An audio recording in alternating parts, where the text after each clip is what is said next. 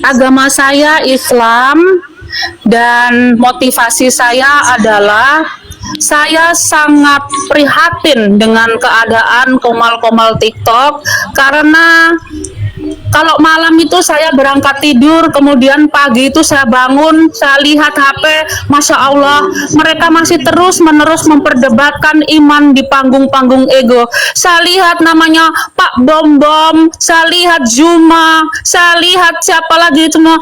Mereka yang oknum-oknum Kristen mengolok-ngolok Nabi Muhammad Shallallahu Alaihi Wasallam, kemudian yang oknum Muslim mengolok-ngolok Yesus.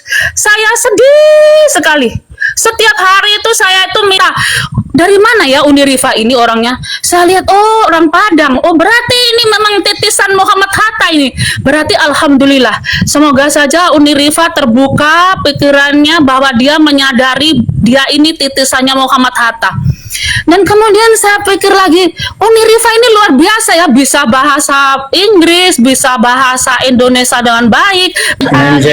Bisa saya bahasa Jawa. Ya, sebelum saya menjawab semua keluh kesah Anda, saya pikir Anda membutuhkan admin Gerindra. Buat teman-teman tolong di tag admin Gerindra. Sepertinya warga negara Indonesia ibu ini resah dengan kegiatan yang ada di sosial media. Mungkin ibu handphonenya harus disita sama pemerintah ya. Sepertinya yang menjadi masalah ibu karena ibu punya handphone. Makanya ibu mungkin dulu adalah pemain di Facebook. Cuman karena ibu baru datang di TikTok, ibu kaget dan shock. Nggak apa-apa, itu hal yang biasa.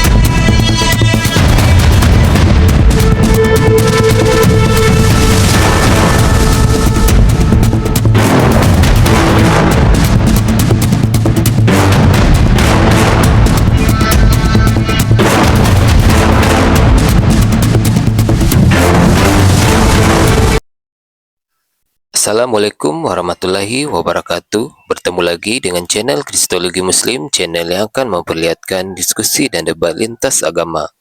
Pada kesempatan hari ini, semoga kita semua dalam keadaan sehat walafiat, selalu diberikan kesehatan, dan segala macam urusan dilapangkan, dipermudahkan, dan dilancarkan seperti apa yang diharapkan, dan juga diberikan segala kecukupan ekonomi, rezeki yang berlimpah yang tidak pernah habisnya dari Allah Subhanahu wa Ta'ala. Di video kali ini masih seperti biasa, saya akan memperlihatkan diskusi dan debat lintas agama di mana nantinya apologet Islam dan oknum Kristen akan saling bertanya dan menjelaskan agama masing-masing, yang mana kita akan bisa menilai mana agama yang benar-benar bisa diterima dan dipahami secara akal pikiran manusia yang berakal. Di video ini juga kita akan melihat diskusi dan debat Nirifa dan apologet Islam lain dengan beberapa oknum Kristen, yang mana kita bisa mendapatkan ilmu dan pengetahuan tentang ajaran Islam dan ajaran Kristen.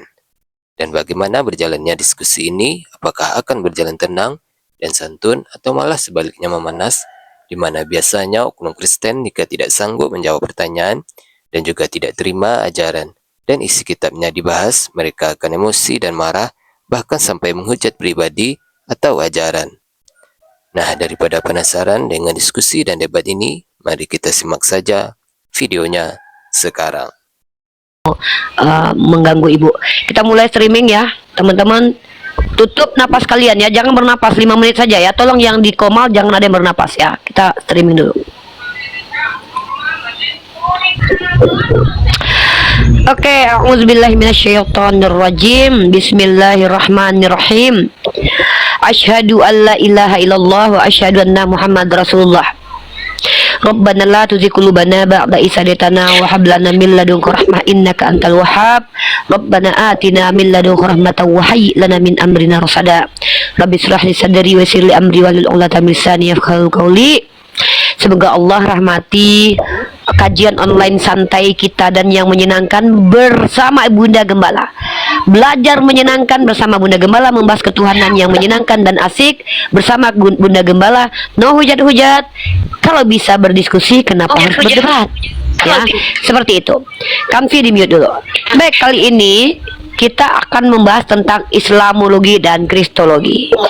Tujuannya apa? Supaya teman-teman semua memiliki panduan dalam berhujah dan teman-teman mengerti term by term yang sering kalian dengarkan. Masya Allah, terima kasih bunganya. Subhanallah Bang Sabarudin, semoga selalu sabar Bang. Ya, semoga dilimpahkan rahmat karunia dari Allah. Baik, saya di sini sudah ada 3 tamu. Saya mau tamu-tamu yang di sini itu betul-betul serius untuk bertanya. Tadi kita sudah hiburan sebentar sejenak untuk merenggangkan otot-otot syaraf kita agar kita tidak terlalu stres dalam keseriusan ini. Oke? Baik, mungkin Kamfi nih. Sebelum saya memaparkan materi Islamologi, saya mau ditanya dulu nih. Kamfi, ada pertanyaan terkait materi Islamologi dan Kristologi? Kanfi.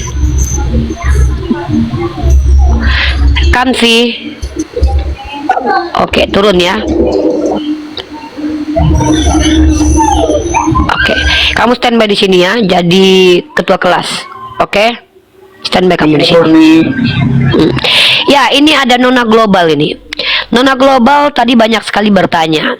Ya, tolong perkenalkan diri Anda dulu, agamanya apa, lalu sampaikan motivasi Anda naik ke Komal saya itu untuk apa. Silakan, Sister. Baik, terima kasih Uni.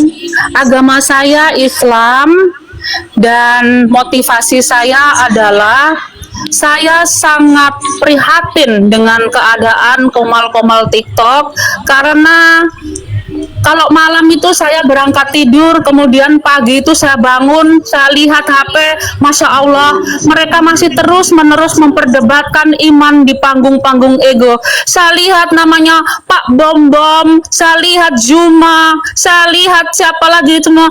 Mereka yang oknum-oknum Kristen mengolok-ngolok Nabi Muhammad Sallallahu Alaihi Wasallam, kemudian yang oknum Muslim mengolok-olok Yesus. Saya sedih sekali. Setiap hari itu saya itu mikir, kenapa ya ini ya? Saya ini harus bicara sama siapa ya ini? Terus saya perhatikan di antara semua orang yang ada di Komal TikTok itu yang paling cerdas itu Uni Rifa. Luar biasa, saya langsung ingat Muhammad Hatta.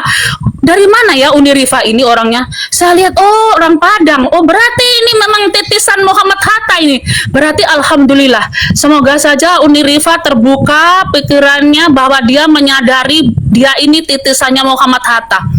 Dan kemudian saya pikir lagi, Uni Rifa ini luar biasa ya, bisa bahasa Inggris, bisa bahasa Indonesia dengan baik, bisa bahasa Jawa lagi. Ngomong Jawa bisa loh. Maaf. Saya juga bisa bahasa semut, makoli ya. Inna rahmatan makoli. Saya bisa bahasa semut ya. Tolong jangan lupa itu. Oh ya, terus bisa saya bahasa Jawa. Ya, sebelum saya menjawab semua keluh kesah Anda, saya pikir Anda membutuhkan admin Gerindra. Buat teman-teman tolong di tag admin Gerindra. Sepertinya warga negara Indonesia ibu ini resah dengan kegiatan yang ada di sosial media. Mungkin ibu handphonenya harus disita sama pemerintah ya. Sepertinya yang menjadi masalah ibu karena ibu punya handphone. Makanya ibu mungkin dulu adalah pemain di Facebook. Cuman karena ibu baru datang di TikTok, ibu kaget dan shock. Nggak apa-apa, itu hal yang biasa. Kalau ibu-ibu Facebook main di TikTok tuh begitu. Jadi tolong admin Gerindra, tolong disita handphone ibu ini ya. Jangan biarkan ibu ini main handphone, bahaya untuk kesehatannya. Sampai dia susah tidur ya, gara-gara dengar suara Pak Bom Bom ya. Oke, ibu sepertinya saran saya cuma itu ya. Tolong teman-teman netizen di tag admin Gerindra. Tolong sita handphone ibu ini karena perdebatan yang terjadi di TikTok mengganggu tidur ibu ini. Kasihan kita, pinjolnya banyak. Sebentar lagi dia tidak boleh main WhatsApp lagi karena kata pemerintah sepertinya akan ada harus punya platform superior yang ini dulu, berbayar dulu supaya bisa video call. Ibu ini sepertinya resah dengan hal itu. Mungkin ibu ini juga resah dengan ijazah palsu. Bentar. Saya ini bukan titisannya Muhammad Hatta. Kami orang satu kampung. By the way, kami bukan orang Padang ya berdua ya. Muhammad Hatta dan saya itu bukan orang Padang, kami sama-sama orang Bukit Tinggi, Bu ya. Ibu jangan memfitnah kami berdua loh. Ya, saya nggak tahu nih ya. Ibu jangan membuat kami jangan Bu, Ibu memfitnah itu namanya. Saya dan Muhammad Hatta itu sama-sama orang Bukit Tinggi ya Bu ya. Oh ya, tolong admin Gerindra, tolong sita handphone Ibu ini ya. Tolong kalau perlu sita seluruh keluarganya karena Ibu ini sepertinya bermasalah ya. Ibu ini yang akan menyebabkan kiamat akan datang ini ya. Bahaya Ibu ini. Ibu sepertinya saya punya hutang di pinjol. Iya ya Pak Mbak. Ya tolong ya PPATK jangan sita rekening Ibu ini. Gara-gara kalian menyita rekening Ibu ini, kami yang dituntut sama Ibu ini. Saya tidak punya wawasan untuk memberikan solusi kepada Ibu ini dengan segudang permasalahannya. Tolong sita handphone Ibu ini. Buat Gerindra, please tag Gerindra, please. Pak Prabowo yang setiap hari memberikan makan siang untuk anak-anak, tolong kasih makan rohani Ibu ini ya. Ibu ini sepertinya harus ada pelatihan dan bimbingan bagaimana menggunakan aplikasi TikTok yang baik. Tolong Bapak Gerindra, admin Gerindra, disita handphone Ibu ini ya. Oke, terima kasih Ibu. Saya tidak punya solusi buat Ibu karena saya cukup banyak permasalahan yang harus saya hadapi. Seperti saya bingung cara mengupas jeruk ini pun saya masih bingung ya. Ibu terima kasih banyak sudah bergabung ya. Selamat siang, semoga Ibu segera mendirikan gereja ya. Selamat siang. Semangat Ibu. Salam merdeka. Semangat. Uni tadi ada chat di bawah itu. Ini orang ngakunya ke Islam katanya Bu Uni. Beli jajan ini layak gitu. Oh iya. Orangnya nggak tahu dipanggil. Tidak apa-apa ya. Jadi teman-teman, Ibu itu adalah seseorang yang resah dengan keadaan dunia sekarang ini ya. Mungkin dia lagi memikirkan kripto yang semakin lama semakin naik, nggak turun-turun, dan suku bunga uang akan diturunkan oleh pemerintah Amerika. Mungkin Ibu itu pusing.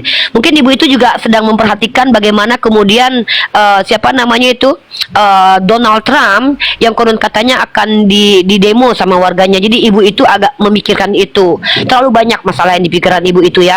Dan mungkin Ibu itu sedang memikirkan Imam Ahmadiyah akan turun ke dunia ya. Jadi Ibu itu terlalu banyak masalahnya. Tolong sita HP-nya buat Ibu nonton Avenger ya. aja dulu Ibu ya. Ibu global nonton Avenger. Iya, mungkin Ibu itu harus bertemu dengan Thanos ya, supaya Ibu itu bisa komunikasi ala-ala Thanos gitu ya.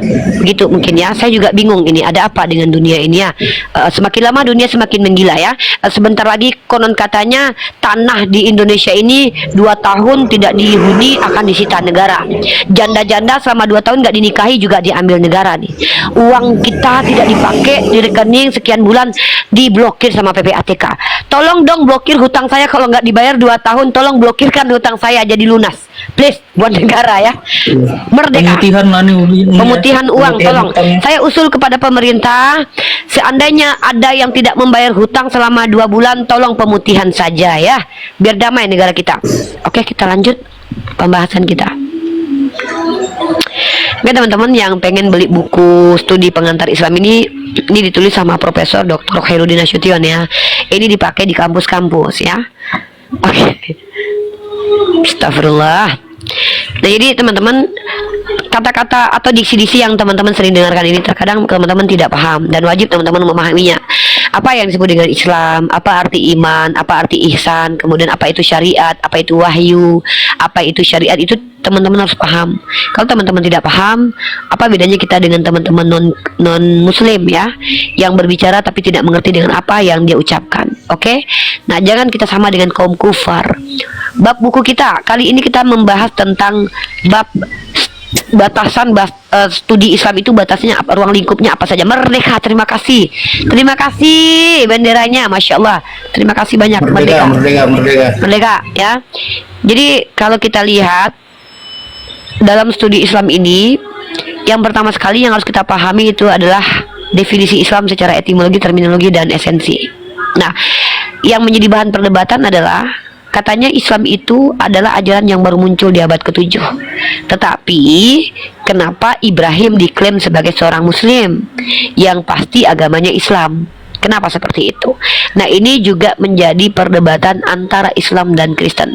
Sementara di kalangan umat Islam sendiri tentu kita paham Islam secara historis datang di tangan Nabi Muhammad SAW, bukan membawa agama baru, bukan membawa milah baru, tetapi melanjutkan milah Abraham, atau membawa din dari Allah yang sebenarnya melanjutkan tongkat estafet kenabian. Jadi Islam itu secara esensi sudah ada sebelum Adam ada. Karena Islam sendiri dari kata salam, aslam, ya, salim, artinya selamat, artinya tunduk dan patuh dan suci. Maka secara terminologi Islam bisa dikatakan sistem kepercayaan di mana pengikutnya diperintahkan untuk mensucikan jasmani dan rohani agar selamat di dunia, selamat di akhirat dengan cara tunduk kepada Allah. Seperti itulah kira-kira terminologi tentang Islam. Maka Islam secara esensi sudah ada sebelum bahkan Nabi Adam pun diciptakan. Dari mana Unrifah tahu? Bismillahirrahmanirrahim. Wa isqala rabbuka lil malaikati inni ja'ilun fil ardi khalifah. Qalu ataj'alu fiha may yufsidu fiha wa yasfiku dima. Di situ Allah berfirman, wa isqala rabbuka lil malaikah. Allah berfirman kepada para malaikah, inni ja'ilun fil ardi khalifah. Aku hendak menjadikan manusia sebagai khalifah di muka bumi. Ya, yang ternyata khalifah ini hanyalah salah satu jenis makhluk ciptaan Allah. Artinya, makhluk ciptaan Allah itu bukan manusia satu-satunya, sudah ada. Kepada siapa Allah berfirman? Kepada para malaikah. Maka ternyata malaikah adalah makhluk Allah yang memiliki esensi aslam, tunduk dan patuh kepada Allah. Dalilnya di mana? Lanjut di dalilnya. Qalu ataj'alu fiha may yufsidu fiha wa yasfiku dima wa nahnu nusabbihu bihamdika wa nuqaddisu lak. Di situ esensinya, ya. Kenapa menciptakan manusia yang ingkar dan bahkan menumpahkan darah? Kata sementara kami bertasbih dan mensucikanmu. Wa nahnu nusabbihu bihamdika wa nuqaddisu lak. Sementara kami mensucikan namamu dan memuliakanmu. Kurang lebih seperti itu di sini dalam Al-Qur'annya. Teman-teman boleh pelajari secara linguistik terjemahan kata by kata. Nah, maka di situ ternyata para malaikah ternyata adalah orang-orang yang esensinya patuh, aslam kepada Allah Azza wa Jal. Maka Allah berfirman, inni a'lamu ma la ta'lamun. Itu adalah sifat Allah yang Allah sampaikan kepada kita. Setelah beberapa sifat Allah sampaikan kepada kita, di antaranya Ar-Rahmanur Rahim. Allah memiliki sifat Ar-Rahmanur Rahim dan Allah memiliki sifat A'lam. Inni a'lamu ma la ta'lamun, mengetahui apa-apa yang tidak kita ketahui. Maka kemudian tentang Allah sejatinya tidak ada satupun makhluk di muka bumi tahu kecuali Allah sendiri yang memberikan tahu. Allah sendiri yang memberikan pengetahuan itu kepada para al-anbiya. Ini yang disebut dengan wahyu. Dari kata wahha dan ya, etimologinya adalah cepat dan tersembunyi. Terminologinya adalah informasi atau isyarat atau aturan atau pengetahuan yang diberikan oleh Allah kepada orang-orang atau hamba yang dipilihnya. Seperti itulah kiranya. Nah, di dalam wahyu tersebut modelnya ada beberapa macam. Ada yang bermodelnya kalam Allah, yaitu perkataan Allah yang disebut dengan Al-Quran. Ada yang modelnya adalah pengajaran dari Nabi Muhammad, yaitu sunnahnya. Maka dua-duanya adalah wahyu. Ya, kemudian apalagi setelah ada wahyu, maka kita mengenal namanya syariat. Syariat adalah hukum dan ketentuan di mana ada perintah, ada larangan dan juga ada anjuran dari Allah. Ini yang disebut syariat. Kajiannya adalah kajian fikih. Nah, perlu teman-teman pahami ini secara mendalam supaya teman-teman ketika berdiskusi dengan teman-teman non-muslim mengerti pijakan dasar keyakinan kita dulu sebelum berani-beraninya mengkritisi ajaran orang lain. Nah, mungkin seperti itu teman-teman ya. Saya berharap teman-teman yang naik ke atas berkontribusi untuk memberikan pertanyaan yang bermanfaat atau memberikan edukasi yang bermanfaat. Terima kasih teman-teman yang sudah menyertai saya dengan memberikan gift-giftnya. Semoga yang masih jomblo ya, salah satunya Bang Teguh cepat dapat jodoh ya. Ya, buat janda-janda masih jomblo nih. Iya, kamu jomblo nggak apa-apa. Ngapain kamu cepat-cepat nikah ya? Daripada kamu cepat menikah tapi lupa kepada Allah, lebih baik kamu jomblo dan selalu mengingat Allah ya. Baik. Insyaallah. Terkadang kesendirian itu lebih baik daripada rame-rame ya, Dek. Kata yang jomblo. Boleh bertanya? Oke, boleh. Pertanyaannya seputar ruang lingkup Islamologi dan Kristologi ya. Jangan dari itu. Jangan bertanya tentang Uni kira-kira tipikal suaminya seperti apa, jangan. Kita nggak butuh itu Oke. untuk peradaban. Silakan. Uni mau bertanya. Silakan. Kan saya membaca Sirah Nabawiyah. Dalam Sirah Nabawiyah itu ternyata Rasulullah seumur hidupnya tidak pernah menyembah berhala yang ada di Mekah. Apakah dari 25 nabi ini, kan itu Rasulullah dijaga nih sama Allah ya Uni ya, untuk tidak menyembah berhala. Apakah 25 nabi yang ada di dalam sejarah Islam itu semuanya terjaga seperti itu nih, tidak menyembah berhala, Ya. atau ada? Menurut para alim ulama, para al-anbiya itu maksum. Maksum itu salah satunya adalah tidak melakukan dosa maksiat besar, salah satunya syirik, itu tidak pernah. Para al-anbiya tidak pernah jatuh ke dalam tingkat kesyirikan. Berarti Makanya jikalau mereka ada, digelar sebagai maksum. berarti jikalau ada fitnah seperti ini Uni, bahwa Nabi Ibrahim itu awalnya agamanya pagan, itu bisa dikatakan salah ya Uni ya?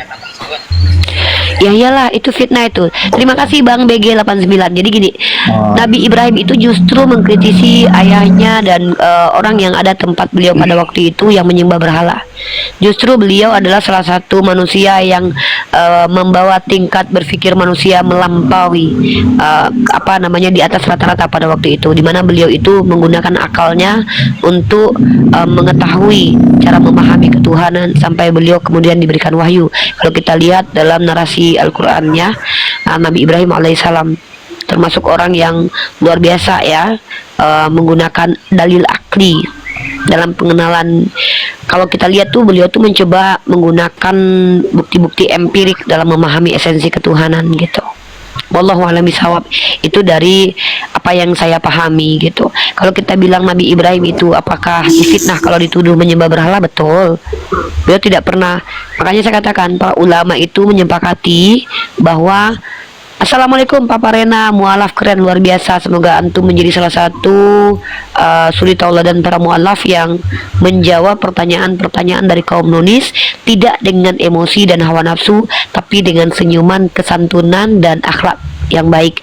Luar biasa Papa Rena ya, salah satu mualaf favorit kita ya. Semoga Allah selalu menambahkan ilmu kepada antum dan semoga antum diberikan kemudahan dalam melaksanakan segala urusannya yang implikasinya untuk kemaslahatan diri sendiri dan keluarga. Amin ya rabbal alamin.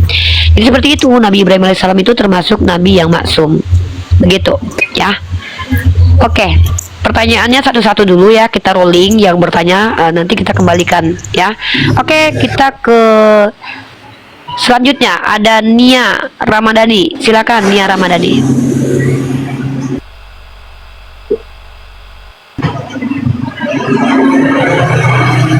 Masih pakai password nggak nih? Enggak, tadi bercanda itu ya, nggak usah. Nanti itu dikira kita ngejek lagi, padahal kita memang pengennya pakai password. Oke, Bapak Nia Ramadhani, saya turunkan ya. Halo Kakak Nancy.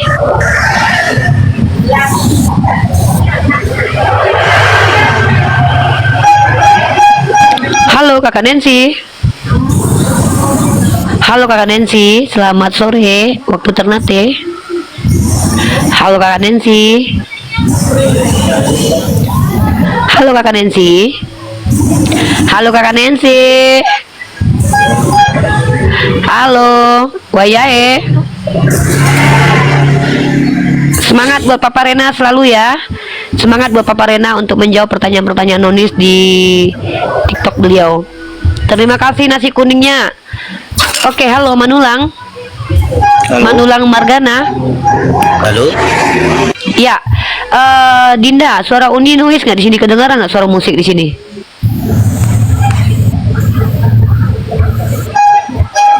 Kedengaran suara musik nggak, Dek? Nggak ada. Oke, silakan Bapak Manulang. Bapak silakan perkenalkan diri Anda dan perkenalkan agama Anda apa. Silakan Pak, sebelum Anda bertanya Islamologi dan Kristologi. Monggo. Saya Manulang. Nama saya Manulang. Agama saya Kristen. Oke, Bapak. Bapak sebagai kaum non-muslim, saya berikan hak untuk bertanya tentang Islamologi dan Kristologi, terkait tentang diskusi lintas agama juga boleh. Tapi sebelumnya saya bertanya, Bapak sudah bisa buka cam? Silakan dibuka camnya biar kita sama-sama besar di sini. Silakan diterima. Ini aku izin keluar ya. Terima kasih Uni. Siap, Assalamualaikum Dinda. warahmatullahi wabarakatuh. Waalaikumsalam warahmatullahi wabarakatuh. Silakan Bapak Penulang, bersedia buka cam atau tidak mau buka cam?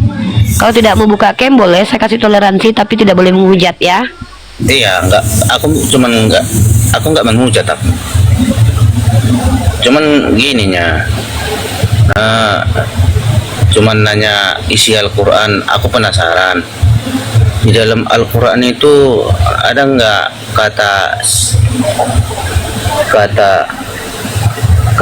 kasihilah sesama manusia?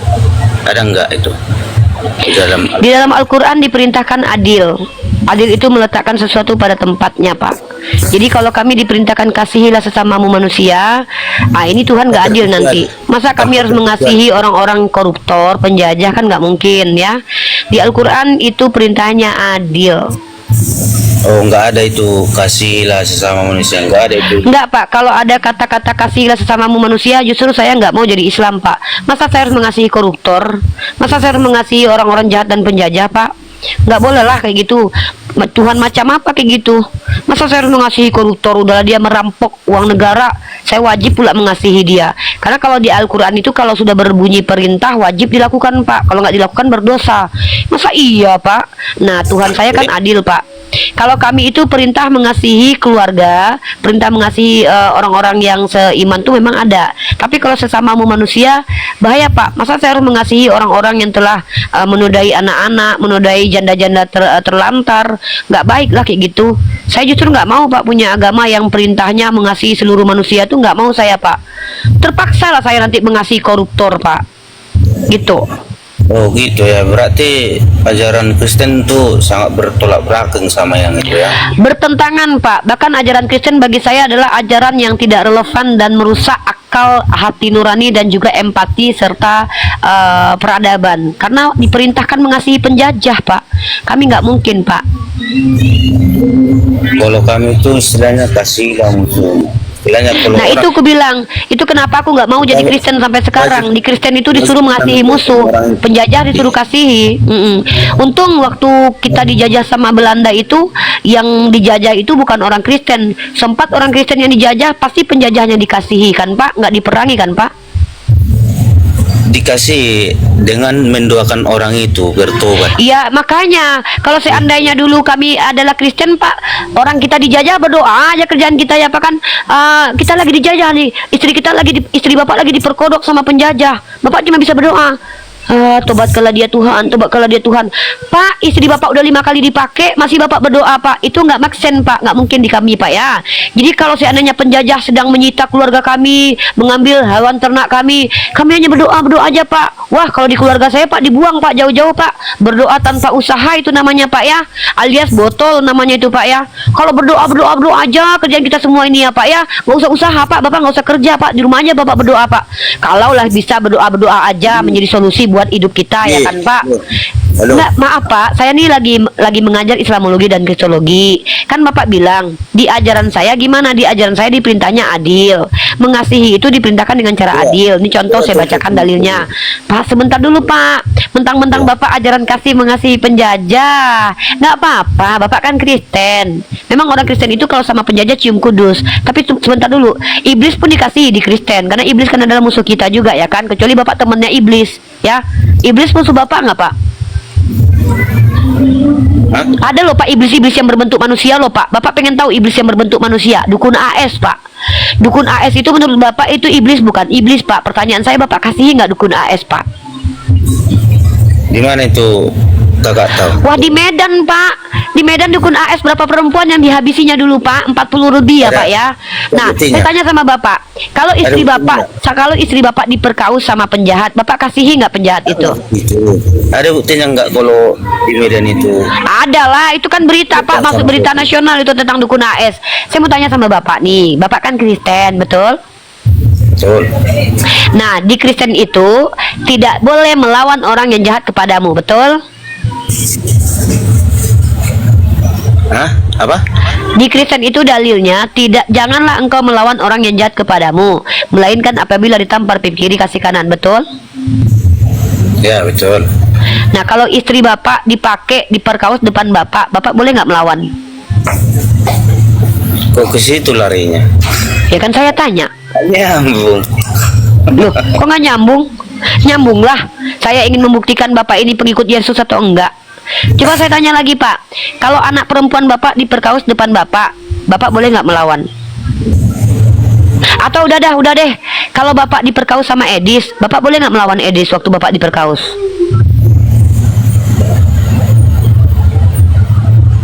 Ya, itu tugas pihak berwajib sebetulnya. Nah, jadi Bapak tidak boleh melawan kan? Bapak tunggu polisi dulu sampai belakang Bapak dipakai berulang-ulang. Bapak tunggu aja polisi datang. Sambil dipakai sambil telepon polisi ya. Nih Bapak didatangin sama Edis nih, Bapak diperkaus sama Edis ya kan? Belakang Bapak diserang sama Edis. Bapak nggak boleh melawan kan? Tinggal telepon aja Edis. Telepon polisi. Telepon polisinya polisi yang Islam ya Pak. Kalau polisi Kristen kan nggak boleh tuh ngelawan. Pak polisi, saya dipakai nih sama Edis. Pak polisi tolong bantu saya, istri saya lagi digauli sama penjahat. Gitu kan Pak? Makanya saya nggak mau jadi Kristen Pak. Nggak kebayang Pak kalau suami aku Kristen, aku lagi dipakai sama penjahat. Suami aku cuman, polisi datang ke sini dong. Itu suami aku lagi dipakai. Istri aku lagi dipakai. Astagfirullah Pak.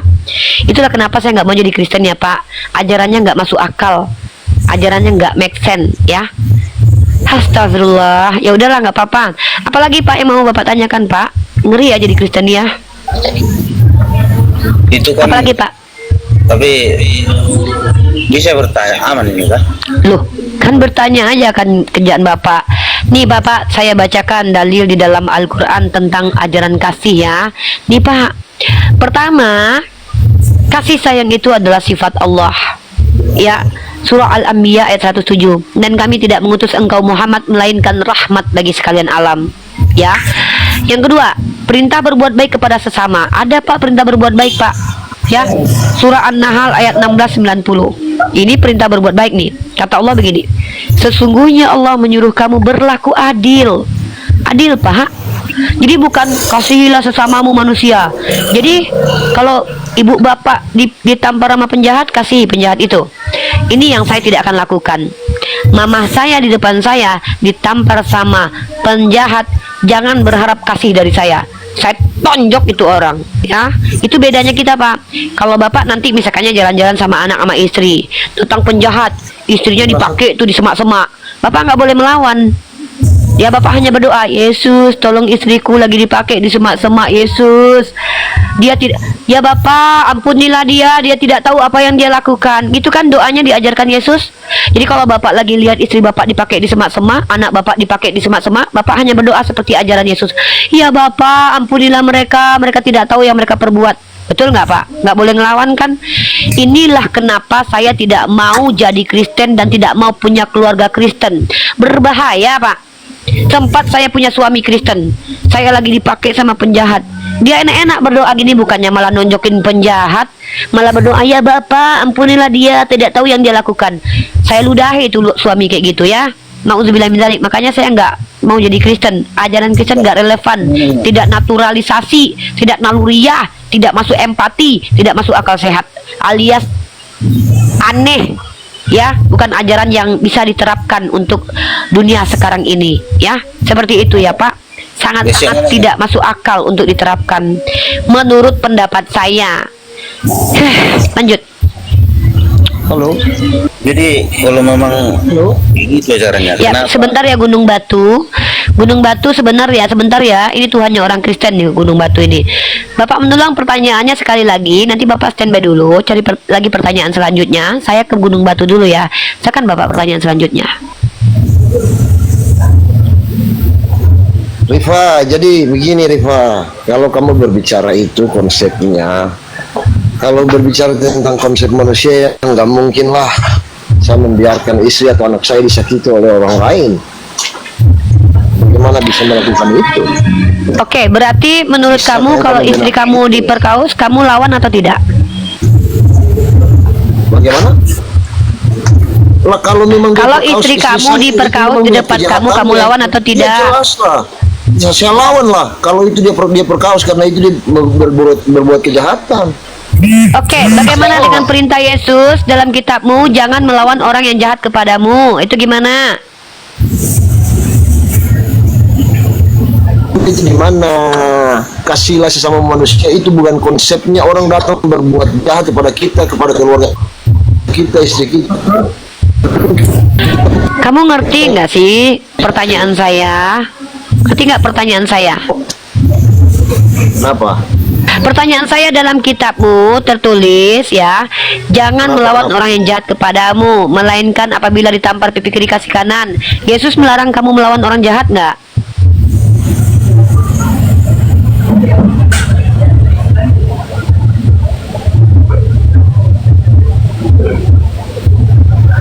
Pengajaran kasih itu kan tidak bisa disamakan dengan perbuatan orang jahat terhadap kita lah, Arifah. Saya Bagaimana bertanya tentang kita orang melakukan jahat. sesuatu, Saya kita bertanya berpikir dalam bahwa artian- orang ini nih dengan kesadaran, dengan kewarasan dia melakukan hal-hal yang merugikan diri saya. Apakah saya tidak membela diri?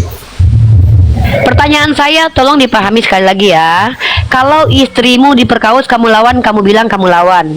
Sementara Yesus berkata dalam Injil Matius pasal 5 nomor 39, tetapi aku berkata kepadamu, janganlah kamu melawan orang yang berbuat jahat kepadamu. Sebaliknya, barang siapa menampar pipi kananmu, berilah juga kepadanya pipi kirimu. Ini ajaran ini untuk kamu atau untuk siapa? Ya untuk kami lah. Nah, kamu ikuti nggak Dalam ini? konteksnya itu harus. Kamu Ya, ikuti nggak saya ini? ikuti, tetapi. Nah, Tetapi kalau ya, ada saya orang yang ikuti, jahat tapi kepadamu, dalam hal kamu lawan kewarasan. atau tidak? Sebentar dulu. Jahatnya Kalau ada bersifat orang jahat seperti kepada, apa? bentar dulu. Di sini kan jangan melawan orang yang berbuat jahat kepadamu. Kalau istrimu Iya. dijahati, kamu Jahatnya melawan nggak? itu Kata sifatnya kamu seperti melawan. Loh, istrimu Dijahati dengan cara diperkaus. seperti apa? Kalau diperkaus, Istrimu ya pasti diperkaus. saya hantam dia lah. Nah, berarti Kalau diperkaus, kamu saya melanggar hantam lah. Itu perkataan otomatis. Yesus. Ya berarti tidak berfungsi ini. Itu tidak seperti itu pola pikir. Seperti apa? Dalam konteks orang melakukan sesuatu itu kan dalam batas kewajaran manusia lah. Mana Kalau manusia tertulis bahwa melakukan sesuatu kejahatan yang- itu apa artinya? Berbuat jahat itu maksudnya apa? Lalu kalau menurut kau berbuat jahat apa? Ya melakukan Menurut kau lebih kejahatan benar lah. menurut kau? Berbuat jahat itu Menurut- artinya melakukan kejahatan. Kalau ada orang ingin memperkaus anak saya, itu dia jahat kepada saya itu, karena anak saya yang mau diperkaus. Pertanyaan saya, istrimu kalau mau dijahatin orang, kau biarkan atau kau lawan? Kau bilang kau lawan. Sementara Tuhanmu mengatakan, jangan melawan orang yang jahat kepadamu. Mana yang betul ini? Katanya kau pengikut Kristus. Katanya ini ajaran kasih. Kok kau lawan orang yang berbuat jahat kepadamu? Berarti ajaran Tuhanmu Dalam ini hal nggak guna. Begini, Rifa. Sebentar. Kamu punya kesadaran atau tidak? Saya tanya kamu. Oh jelas dong, saya punya kesadaran. Ya, Oh jelas dong. kesadaran. Iya, kalau Anda punya kesadaran, Anda akan bisa memilah hal dalam hal berbuat jahat itu seperti apa. Kalau dalam Kenapa hal saya harus berbuat jahat? Kenapa saya harus berbuat jahat? Kenapa saya harus berbuat jahat? Apakah fitnah itu termasuk perbuatan keji atau tidak? Termasuklah yang Jahat saya atau tanya, tidak? kalau Ya, istrimu termasuk, diperkaus. Makanya. Loh, kenapa membahas tentang perbuatan jahat? Kalau kau membangun alibi seperti itu, berarti otomatis dengan sendirinya kamu sudah berniat Arti untuk alibi memperkosa orang apa? tersebut. Arti alibi itu apa sih? Saya nggak ngerti kenapa saya beralibi. Alibi artinya apa sih? Saya nggak paham. Ya, kalau berpendapat saja itu sebenarnya kan tidak. Alibi, tidak alibi tunggu, semestinya. tunggu. Tidak Ini kan semestinya. Kau tunggu. dengar dulu, Kau dengar bilang saya dulu, dengar. beralibi. Bentar, kau bilang saya beralibi. Apa kaitannya alibi dengan pertanyaan saya sama kau? Ya kan kamu cuma berpendapat saja seperti itu. Saya tidak berpendapat, Orang saya memperkaus istri bertanya. saya. Saya bukan berpendapat, saya bertanya. Kalau istrimu, kalau dalam hal istri saya kalau kau dipermalukan, gini loh, saya- kalau saya kau lawan. tidak mampu menjawab pertanyaan saya, jangan kau paksakan menjawab. Saya di sini mengajak orang berakal sehat berdiskusi. Diam dulu. Ini komal saya. Tempat ini bukan tempat untuk orang-orang berdebat kusir dengan saya. Saya di yang sini berdebat bertanya. kusir. Kamu berdebat kusir dalam artian begini, Rifa, sebentar. Kamu mengambil sesuatu contoh, sesuatu menjadi contoh yang terlalu jauh, yang seakan-akan menjebak saya gitu loh. Dalam hal Kok ajaran merasa kasih itu terjebak bagaimana? kau? Saya kan bertanya. Tuhanmu yang bilang saya kok. Kata melakukan- Tuhanmu melakukan- gini. Tuhanmu bilang begini. Bukan kau yang melakukan. Ajaran Tuhan itu kok. tidak seperti Tuhan itu yang kau bilang pikirkan. Kalau gini. dia melakukan Diam hal dulu yang lah. Ini seperti Oten itu, ini udah lah nggak ngerti kau ngomong apa sih? Alibi. Hei, dengar kau diam dulu, dulu. Kau yang harus mendengar, bukan aku yang harus dengarkan kau. Aku yang ngajar di sini. kasih kesempatan saya untuk Enggak lah, ngapain aku kasih kesempatan? Kau di sini cuma bertanya kok. Aku lagi mempertanyakan argumen ketuhanan tentang ajaran Tuhan kau. Ini orang Kristen ini udahlah nggak ngerti ya. Apa ini? Diam dulu, saya mau ngomong. Kau ini udah laki penjajah loh, masuk di komal Islam, tapi kau pengen menguasai komal ini. Oh, Saya mau dalam hal menyapa apa orang yang masuk. Hal apa saya Kenapa? penjajah? Karena kau ingin menyela perkataan saya mau menyapa yang baru masuk. Kau kan bukan narasumber di sini. Kau tamu yang saya izinkan masuk kan? Kau kan bukan narasumber. Saya tanya dulu, kau pendeta Nah. bukan? Kau pendeta? Nah, kamu bertanyakan saya pendeta untuk apa sebenarnya? Karena saya kalau berbicara Buat tentang kamu keagamaan itu apa? harus jelas orangnya. Saya nggak mau mendengarkan bacotan Jelas, saya tentang jelas agama lah, dari saya orang jelas awam. orang Kristen. Yaudah. Saya jelas orang Kristen. Oh, tidak semua orang Kristen paham tentang agamanya. Saya mau tanya, kau pendeta Oh. bukan? Saya orang Kristen. Ya udah, berarti kau hanya bertanya saja, tidak boleh kau menjelaskan Nah, karena kau nggak punya kapasitas, Oh, ya. tidak bisa. Ya Tidak sudah kau bisa. turun, ya sudah Bagaimana kau turun. saya- Ngapain kau di sini? Turun kau. Oh. Ngapain kau di sini? Oh, saya- Ya turunlah. Kok menjajah kau? Aku yang punya aturan kok. Kau pikir aku mau mendengarkan ocehan kalian yang nggak berilmu? Nggak bisa. Harus pendeta, evangelis atau orang belajar yang bisa menjelaskan agamanya di sini. NPD kali kalian ini. Halo, dengar Halo, nggak? berisik, noise, Dengar? noise tapi. Di mobil. Naik tamu-tamu saya itu punya harga diri lah ya. Saya suruh bertanya, kalau mau menjelaskan harus ada kredibilitas dan kapasitas. Oke, Putra Siau, Muslim non Muslim.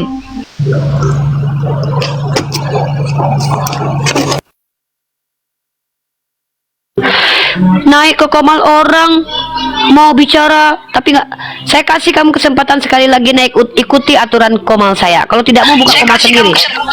Iya. Mesti berikan kesempatan, saya nggak mundur selama kamu tidak memberikan Saya kasih kamu kepada kesempatan berbicara, asal kamu ikuti aturan komal ini. Kalau tidak buka komal sendiri saja, sudah ya? saya. Ya, oke. Oke, sekarang mau saya bertanya, tanya. boleh? Nanti saya mau tanya kembali sama kamu. Bentar.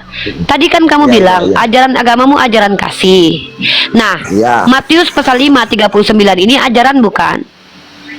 Ya, ajaran. Nah, di sini Tuhanmu mengajarkan begini. Tetapi aku berkata kepadamu, janganlah kamu melawan orang yang berbuat jahat kepadamu. Perbuatan jahat apa yang Ya. tidak boleh dilawan menurut Yesus? Silakan dijelaskan. Begini. Dalam hal saya sebagai manusia, saya ini dalam manusia nih, saya punya daging. Otomatis ketika saya disakiti, saya tetap akan membalas itu. Kalau saya disakiti dalam hal contoh seperti tadi yang Rifa katakan bahwa ketika istri saya diperkaos, apakah kamu membiarkan saja atau kamu duduk berdoa? Kalau berdoa itu sudah pasti untuk mengampuni dia, saya berdoa pasti. Kita mengampuni orang, bukan kita tidak memberikan efek jerah kepada orang itu. Kalau seandainya Rifa berpikir kita ini kan hidup di negara hukum, bagaimana seseorang itu mendapat ganjaran yang setimpal dengan perbuatannya kalau dia melakukan kejahatan? Apakah harus dibiarkan? Pertanyaan saya sekali lagi, dan ini pertanyaan terakhir ya. Yesus berkata kepada seluruh umat Kristen, tetapi aku berkata kepadamu, janganlah kamu melawan orang yang berbuat jahat kepadamu. Pertanyaannya, perbuatan jahat apa yang tidak boleh dilawan? Silakan. Ini pertanyaan terakhir. Habis kamu menjawab, saya turunkan ya. Oh, jauh, berarti kamu takut sama saya kalau saya menjawab. Oke, saya jawab ya. Iya, Untuk saya memuaskan takut sama hati kamu. Ya, saya jawab untuk memuaskan hati kamu. Kalau perbuatan jahat yang tidak saya lihat dan tidak di hadapan saya, maka otomatis saya akan berdoa Tuhan mengampuni dia.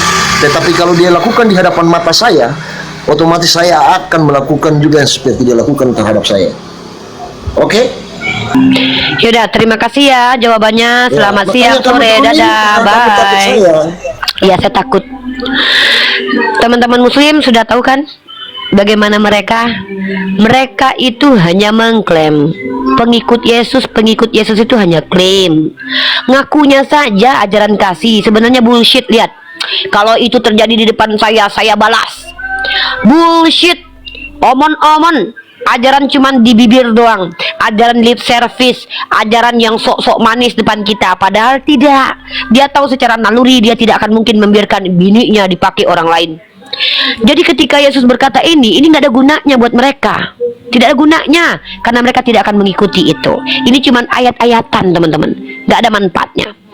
Oke, silakan penanya selanjutnya. Silakan. Inilah kenapa mereka tuh adalah orang-orang munafik, teman-teman.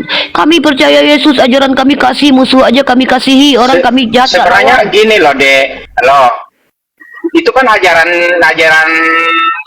Isa Al-Masih kan, sedangkan mereka kan yang nyembahnya Yesus bukan Isa.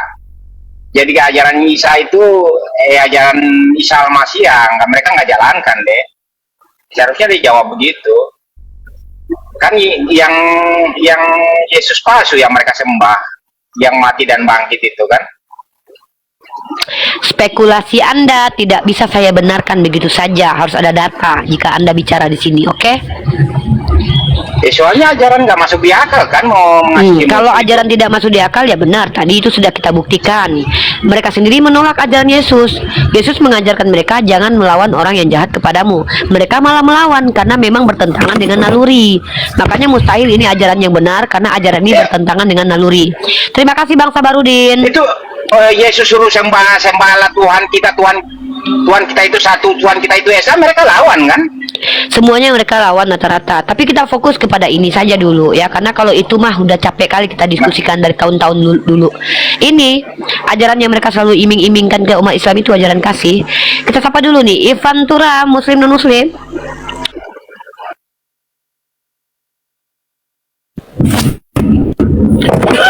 Non Muslim.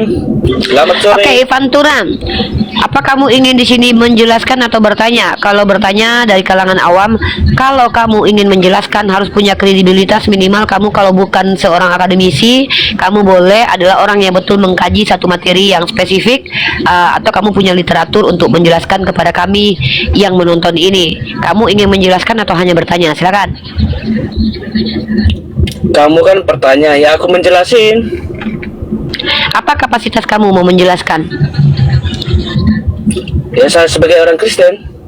Oh nggak bisa, orang Kristen banyak yang botol, banyak yang PA. Saya nggak bisa biarkan orang Kristen. Rata-rata orang Kristen banyak yang nggak ngerti kitabnya. Kamu kan bertanya, ya saya jelasin bagaimana. Saya tidak lagi butuh penjelasan dari kamu. Siapa yang bilang saya butuh penjelasan Kamu tentang kan Kristen? bertanya. Bukan, saya di sini ditanya. Saya kan buka komal ini untuk ditanya, bukan buat nanya-nanya Kristen. Ngapain? Emang penting gitu sama agama Kristen ditanya-tanya gitu? Hah? Hello?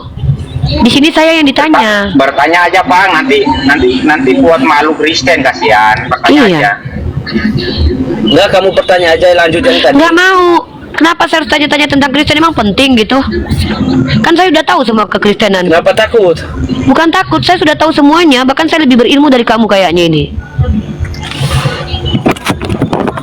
Takutnya saya lebih paham tentang Kristen daripada kamu. Oke deh, kita uji aja deh. Coba kamu jelaskan siapa yang menggagas Uno Substansi Tres Personae pertama kali. Coba di abad keberapa dan siapa nama orangnya. Coba.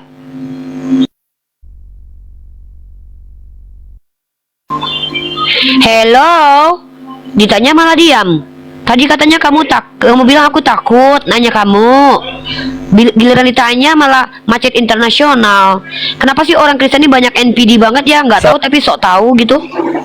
Sabar. Bang, bertanya aja Bang. Makanya saya kasih kamu kesempatan bertanya aja. Sabar, aku naik lagi, sabar. Aku naik lagi, sabar. Yaudah Google dulu sana lagi, Google dulu ya. Siapa yang menggagas pertama sekali Uno Substansi Tres Personae dan di abad keberapa? Apa penjelasannya? Kalian ini sok banget dari Kristen-Kristen ini mau ngajarin Bunda Gembala. Mau mengajarkan Bunda Gembala tentang kekristenan. Halo. Enggak bercanda, astagfirullah. Bercanda kak, kan bercanda, kan bukan aslinya kayak gitu. Lagian mereka tuh nyebelin, tahu mereka tuh nggak ngerti apa-apa, sok-sok pula pengen ngejelasin. Disuruh bertanya malah sok-sok mau ditanya mencret internasional.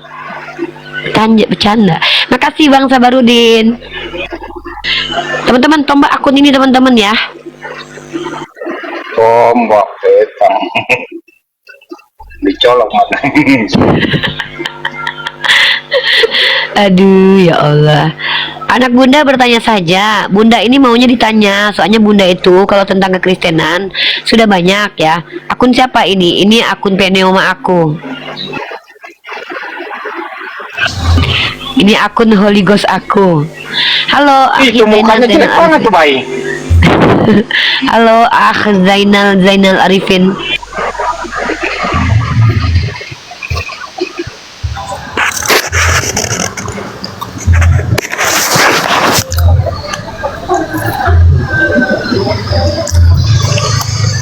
Halo. Halo.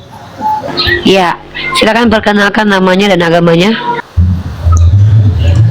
Saya Islam, Mbak. Ya, Agama. ada apa? Ya, ada yang mau disampaikan? Enggak cuma enggak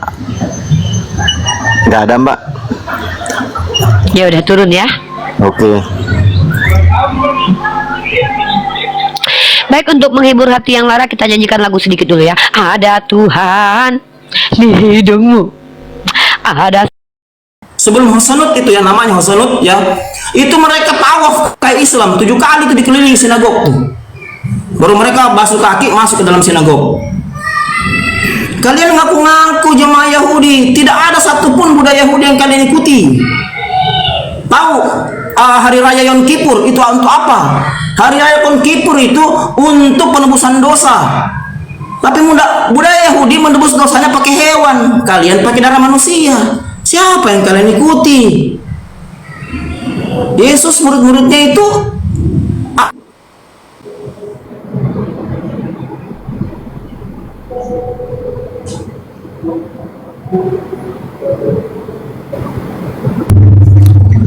nge-like jaringan Bang Goto putus suaranya Bang. Bang Goto, monitor Bang. Bang, suara Bang gak ada Bang, putus Bang. Teman-teman, bantu tap-tap layar tembus 1,1 M ini yuk. Ayo, tap-tapnya bisa tembus 1 M ini teman-teman. Ayo, tinggal 100 lebih aja lagi, silakan. Bang Goto terputus ya jaringannya ya. Jaringan Bang Goto. Bang Teguh, Ustadz Miftah monitor nggak? Monitor. Silakan Ustadz. Monitor. Lanjut Ustadz. Mental ya itu Bang Goto. Ya, sambil menunggu Bang Goto ya. Itulah kita tadi bahwasanya sudah melihat sendiri ya bagaimana ajaran-ajaran Kristen itu Itu warungnya di depan tuh Mas. Warung dayaknya sebelah kiri ya. Jadi Kristen ini memang dibangun oleh dusta, tipu daya gitu ya. Bentar Mas ya. Yang suka memelintir. Yesus. 2. 3 sekalian apa Mbak? Tapi sebenarnya hal semacam ini sudah dinarasikan ya di dalam Al-Quranul Karim. Di dalam Al-Quran itu Allah Subhanahu wa Ta'ala berfirman seperti ini ya teman-teman. Wa inna minhum lafariqan yalwuna alsinatahum bil kitabi litahsabuhu minal kitab wa ma huwa minal kitab wa yaquluna huwa min 'indillah wa ma huwa min 'indillah wa yaquluna 'ala Allahil kadzib wa hum ya'lamun. Jadi mereka itu kerjaannya adalah selalu memutarbalikkan lidah mereka tentang pembahasan kitab-kitab tersebut gitu.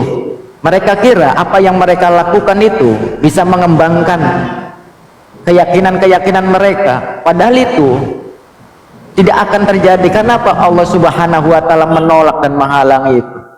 Mereka apa yang mereka katakan, apa yang mereka ucapkan, mereka sebenarnya tidak tahu apa-apa. Dan seperti yang tadi ya, berjam-jam berputar-putar mereka ketika mengatakan tentang kitabnya penuh dengan kontradiksi dan tidak ada yang sinkron dengan keyakinan mereka sendiri. Lanjut Bang Goto, lanjutkan narasi tadi biar dapat poinnya Bang Goto. Lanjut. ya, oke. Jadi saya pernah katakan begini, Islam itu menjawab seluruh ilmu pengetahuan. Kita mau uji Islam dari disiplin ilmu apa, kena semua.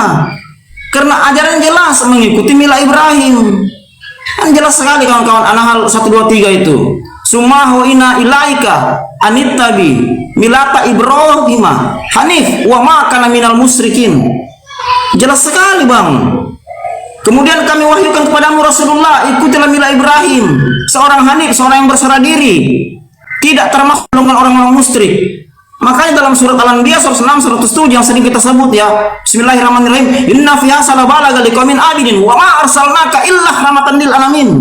Kalau nabi-nabi lain hanya diutus untuk kaumnya, bangsanya, Rasulullah diutus untuk menjadi rahmat. Makanya Michael Hort itu nulis buku itu tidak sembarang. Itu orang kafir makan babi, tapi dia nulis Rasulullah sebagai tokoh paling berpengaruh sepanjang sejarah. Kenapa? Dia itu diutus menjadi rahmat seluruh alam. Kemudian sesungguhnya Al-Quran menjadi petunjuk yang benar dan lengkap bagi orang-orang yang menyembah Allah, dan kami tidak mengutus engkau Muhammad kecuali untuk menjadi rahmat sekalian alam. Luar biasa tuh, bayangkan. Bahkan Al-Quran itu disebut adalah petunjuk yang paling lurus, Al-Isra 9 tuh. Petunjuk yang lengkap, benar bagi orang-orang yang bertakwa. Bayangkan itu. Misalnya kalau kita la raiba fi hudal lil muttaqin. Tapi coba lihat Bible. Ada yang pernah bilang begitu? Bahkan profesor mereka sendiri yang memprotes, katakan Bible hampir dipastikan hoax. Kalau you baca pernyataan Prof. Jenkins, uskup Katolik keempat Inggris, dia katakan apa? Sesungguhnya cerita-cerita kebangkitan dalam Bible karangan Roma dipastikan hoax. Mau lawan Prof. Jenkins?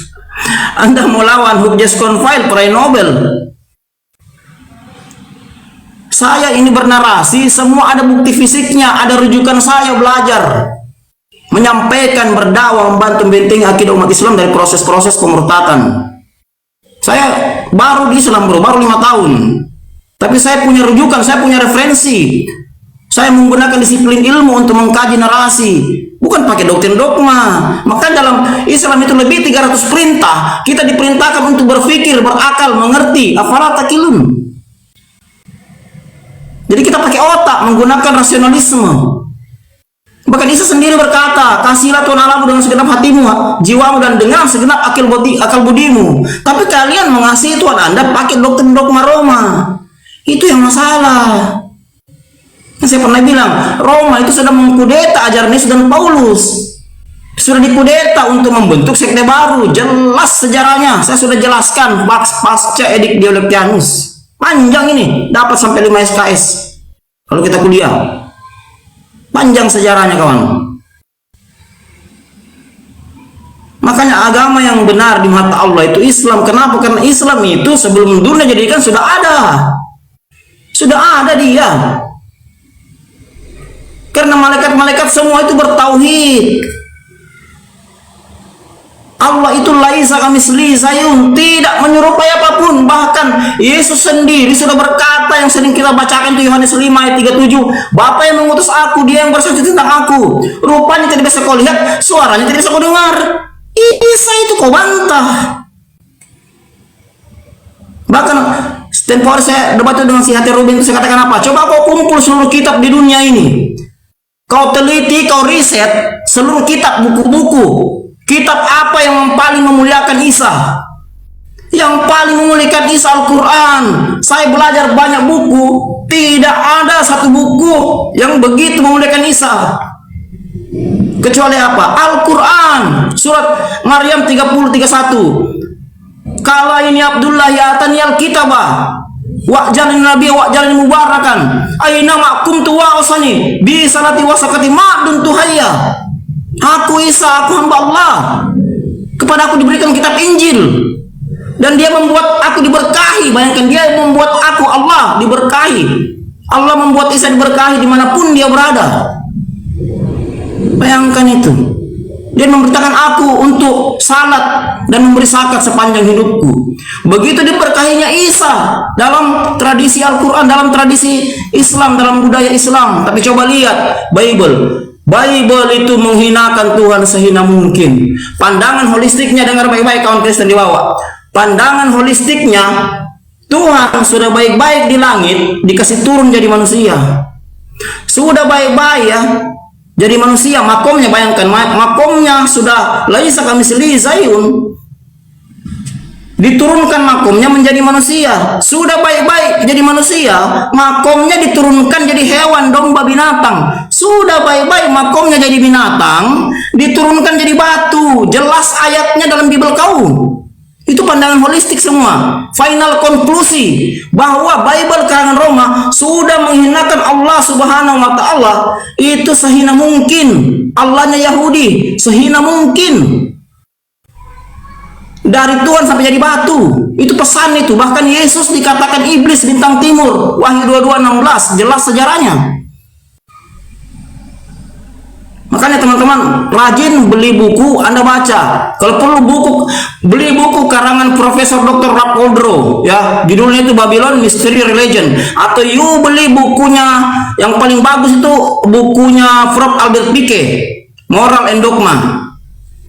Baca tuh, yang ngarang bukan orang Islam, Profesor Kristen.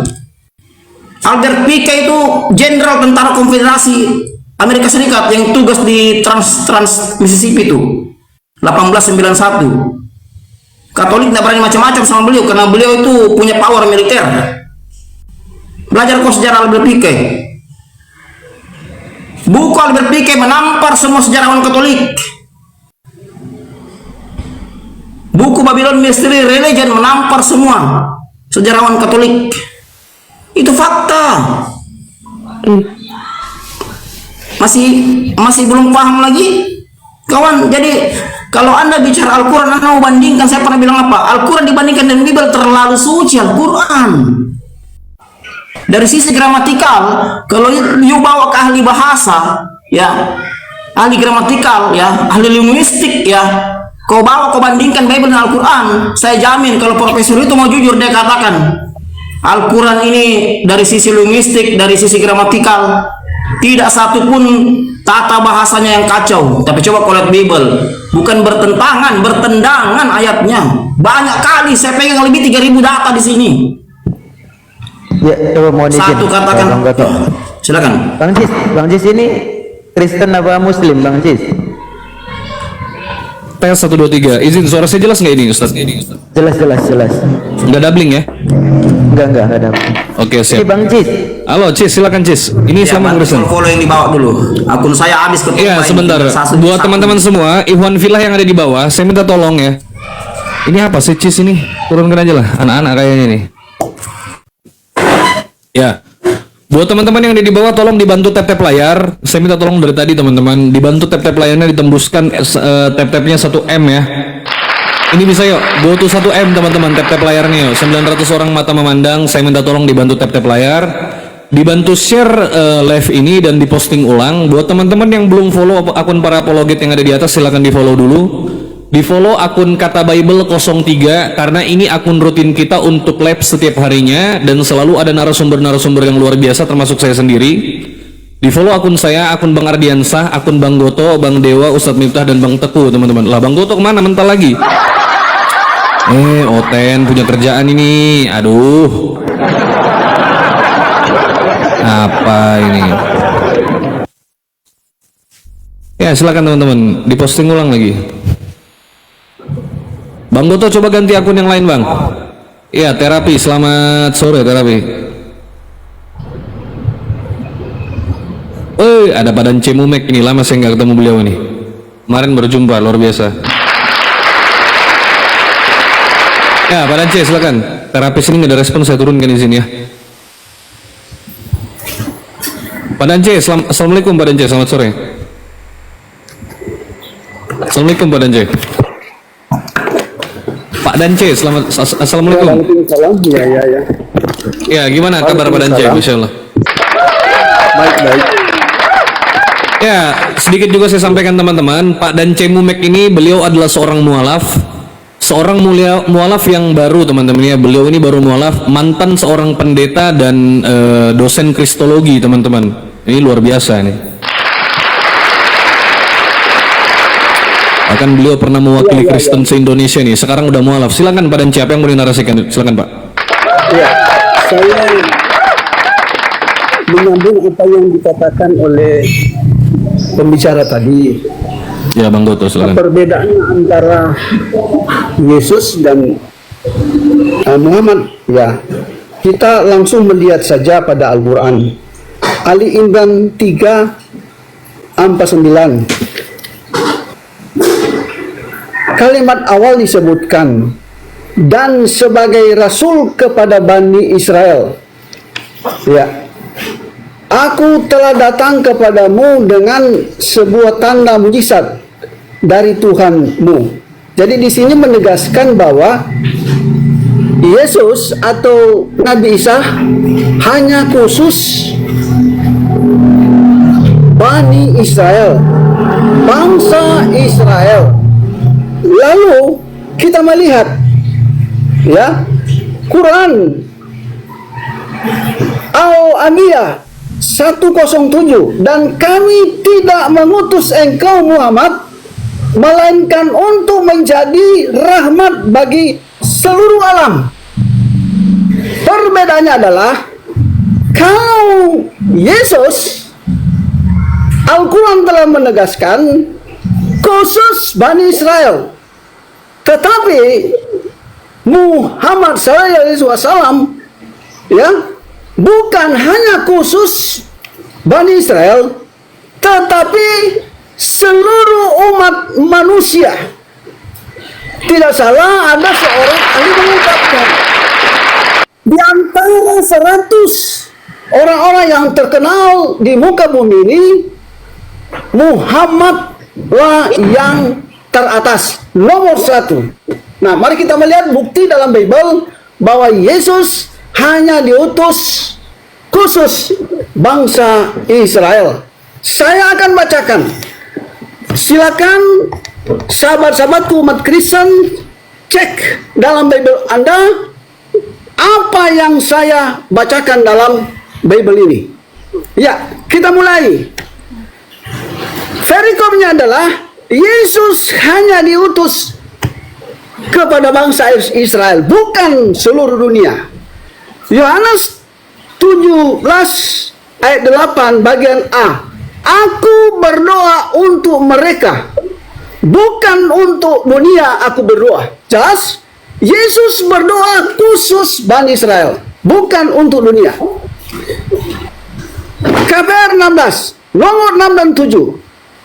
Ayat 6. Mereka melintasi tanah Frigia dan tanah Galatia karena Roh Kudus cegah mereka untuk memberitakan Injil. Setibanya di Misia, mereka mencoba masuk ke daerah Bithinia, tetapi Roh Yesus tidak mengizinkan mereka. Jadi ada larangan dari Roh Yesus memberitakan Injil di luar Yahudi. Ini Bible. Kembali, Matius 10 ayat 5 dan 6. Ke-12 murid itu diutus oleh Yesus dan ia berpesan kepada mereka, jangan menyimpang ke jalan bangsa lain atau masuk ke dalam kota orang Samaria. Ayat 6. Melainkan pergilah kepada domba-domba yang hilang dari umat Israel. Matius 15 ayat 24. Jawab Yesus, aku diutus hanya kepada domba-domba yang hilang dari umat Israel. KPR 13 ayat 23. Sesuai dengan yang telah dijanjikannya, dari keturunannya lah Allah telah mendatangkan juru selamat bagi orang Israel, yaitu Yesus. Jadi pada KPR 13:23 ini Allah menentukan juru selamat Yesus hanya khusus bangsa Israel. Yohanes 5 ayat 45. Jangan kamu menyangka bahwa kamu di hadapan Bapa yang mendakwa kamu adalah Musa. Kepadanya lah kamu menaruh pengharapan. Nah, dalam pengadilan terakhir, karena Yesus sebagai hakim bagi bangsa Israel, ada pendakwanya. Kalau hakim adalah Yesus khusus bangsa Israel, maka pendakwanya adalah orang Israel, itu Musa. Kita buktikan. Matius pasal 19 ayat 28. Kata Yesus kepada mereka, sesungguhnya aku berkata kepadamu, pada waktu penciptaan kembali, apabila ia anak manusia bersemayam di takhta kemuliaannya, kamu yang telah mengikuti aku akan duduk juga di atas 12 takhta untuk menghakimi ke-12 suku Israel. Sekali ini saya baca, untuk menghakimi ke-12 suku Israel. Artinya Yesus datang di muka bumi kedua kali dalam Bible, dia hanya menyelamatkan bangsa Israel. Buktinya dalam kitab Wahyu. Wahyu pasal 21 ayat 11 dan 20. Kota itu penuh dengan kemuliaan Allah dan cahaya sama seperti permata yang paling indah, bagaikan permata jaspis, jenis seperti kristal. Ayat 12. Tembok besar dan tinggi pintu gerbang ada 12 buah. Di atas pintu-pintu gerbang itu ada 12 malaikat dan di atasnya tertulis nama ke-12 suku Israel. Lagi-lagi di pintu surga ada 12, tertulis 12 suku bangsa Israel. Jadi jelas di sini ya, Yesus datang ke dunia khusus bangsa Israel, dan dia akan datang untuk menghakimi hanya untuk menyelamatkan bangsa Israel. Nah, kesimpulannya di sini, ya, bagi Muslim mengucap syukur. Kenapa? Karena jalan keselamatan sudah pasti. Iya, Al-Quran itu menjadi pedoman bagi umat manusia. Demikian untuk sementara. Silakan lanjutkan. Oke, izin. Makasih Pak Dance, luar biasa Pak Dance apa yang disampaikan oleh Pak Dance. Jadi jelas teman-teman ya, kita buat kesimpulan bahwa Yesus atau Nabi Isa alaihissalam itu hanya diutus untuk bangsa Israel atau Bani Israel seperti apa yang tertulis dalam Al-Quran dan Bible. Ya, itu sejalan bahwa Yesus itu diutus untuk Bani Israel atau domba-domba yang tersesat daripada Bani Israel. Bahkan ke-12 murid Yesus itu diperintahkan, janganlah kamu menyimpang ke bangsa lain selain daripada bangsa yang diutus, bangsa daripada ke-12 suku Israel, teman-teman ya. Oke, sedikit Bang Goto. Bang Goto, tadi terpental atau kena peringatan Bang? Kalau kena peringatan ganti akun, soalnya kalau sekali lagi keben Abang nanti. Kebental kayaknya Bang, jaringan saya kurang bagus di sini. Tadi jaringannya? Ya, jaringan kepental saya. Tapi tidak ada peringatan, nggak ada? Tidak ada peringatan, kepental saya. Oke, lanjut silakan Bang Goto. Ini ya silakan, ada Pak Dance. Santai aja dulu Pak Dance, nggak apa-apa. Oke, jadi begini ya. Tadi sempat Pak Dance menyinggung Matius 28 ya. Saya berkali-kali sampaikan ini bahwa menurut buku karangan Profesor Dr. Hugh Jes Confile ya, peraih Nobel tahun 1959, dalam bukunya yang berjudul The New Testament Bible Original, halaman 124 ya, beliau berkata begini, sesungguhnya Matius pasal 28 itu endingnya hanya sampai ayat 15 ya, tentang tentara ufaan. Karena kenapa? Di ayat 16-nya sudah berubah judul. Dari sisi linguistik ini sudah tidak nyambung, kata Hugh Jes Confile ya, bukan kata saya ya. Jadi bisa dipastikan menurut Prof. Hook ya, bahwa Matius 28 pasal 16, 17, 18, 19, 20 yang berisi amanat agung, pergilah jadikan bangsa dipastikan hoax. Bukan kata saya kawan, bukan kata saya. Beli bukunya, Anda baca ya, paham ya. Nah, jadi mengapa ilmuwan Bible? Kenapa? Karena banyak isinya hoax. Bahkan terakhir kalau Anda baca penelitian ya, bunyinya seperti ini ya, proyeknya begini, Cross Textual Scientific Analysis Action Capture, Al-Quran yang diteliti. Dia tidak mau teliti Bible dalam proyek ini. Kenapa? Ya, karena narasi Al-Quran itu dinyatakan mungkin benar. Seorang ilmuwan ketika meneliti, meriset ya, harus narasi itu dinyatakan mungkin saja benar. Tapi kalau narasi itu hoax, ilmuwan tidak akan mau meneliti. Itu dari sisi akademik. Mengapa mereka dalam proyek ini tidak melibatkan Bible? Karena Bible baru dibuka hoax, tengah hoax, tutup hoax. Itu kata mereka, bukan kata saya. Nama-nama besar seperti John Allegro, Anda tahu John Allegro? John Allegro itu adalah profesor peneliti naskah laut mati. Anda tahu Barbara Tering? Itu adalah rektor Univ Kristen Sydney yang mengarang 2 buku, Jesus and the Riddle dengan Jesus the Man, yang bukunya begitu laris di pasaran. Kenapa? Kenapa mereka harus menggunakan data-data eksternal? Ya, eksternal Bible. Kenapa? Karena menurut mereka justru data-data eksternal Bible itu lebih masuk akal daripada Bible. Mereka katakan bahwa Bible versi Roma, karangan Roma yang ditulis oleh Eusebius dengan kodeksnya Vatikanus, hampir dipastikan hoax, bukan saya. Mereka yang bilang, jelas judul bukunya kawan. Ya, makanya saya meneliti baik-baik, saya meneliti selama 6 tahun.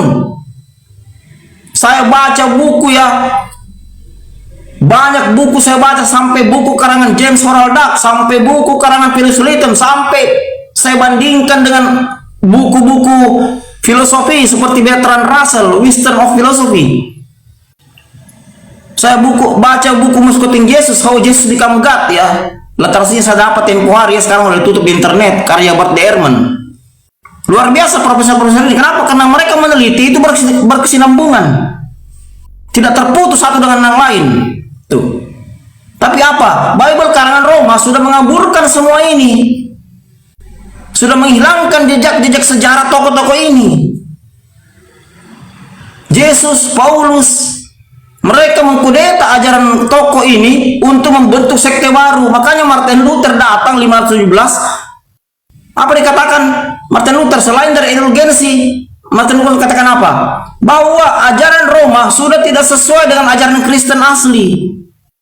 Sudah menghancurkan semua Injil-Injil, mengapokrifakan semua Injil-Injil yang seharusnya dipakai. Karena di masa itu Martin Luther tidak bisa mengakses Injil-Injil itu. Akhirnya dia membuat yang baru. Dia menghilangkan 7 kitab yang menurut beliau tidak sesuai dengan fakta-fakta. Begitu kan kawan. Jadi ilmuwan itu tidak sembarang menulis buku, mengarang buku. Mesti ada bukti-bukti empirisnya, ada data-data yang valid. Ketika Yesus dikatakan pernah pergi ke Nepal, Tibet, India, Mesir untuk berguru, ini ada bukti sejarahnya. Bahkan saya pernah katakan bahwa salah satu buku kitab kuno Hindu, Bagisa Purana, pernah menulis bahwa Raja Salivana pernah mengundang Isa bin Maryam ke rumahnya membahas kitab Veda. Hal-hal ini yang disembunyikan oleh Roma. Untuk apa? Membentuk dewa baru. Karena menurut Herodotus, sejarawan Yunani, penyakit Roma itu selalu membuat dewa-dewa baru dari manifestasi manusia. Dihilangkanlah jejak-jejak sejarah ini. Paulus siapa bapaknya, siapa ibunya, di mana kuburannya, di mana tempat tinggalnya, dihilangkan semua demi untuk membungkam ya satu peradaban. Itu kerja Roma tuh. Hilang ini peradaban Kristen asli, hilang, diganti dengan mereka di abad ke-4. Makanya kodeks tertua mereka itu berasal dari abad ke-4. Karena Injil-Injil dari abad ke-1 habis semua. Injil Gnostik, Sinoptik sudah tidak ada. Dimulai awal abad ke-4 pasca Delik Milano. Kan begitu kawan. Makanya setelah saya meliti selama 6 tahun ya, saya pindah aja. Ngapain saya bertahan di kitab isinya hoax semua? Hoax itu Bible tuh. Saya punya bukan lagi puluhan, ratusan bukti. Tidak bisa dikasih rujukan. Kita hanya bisa percaya Bible dengan doktrin dogma. Kapan kita pakai akal sehat, kita pasti keluar.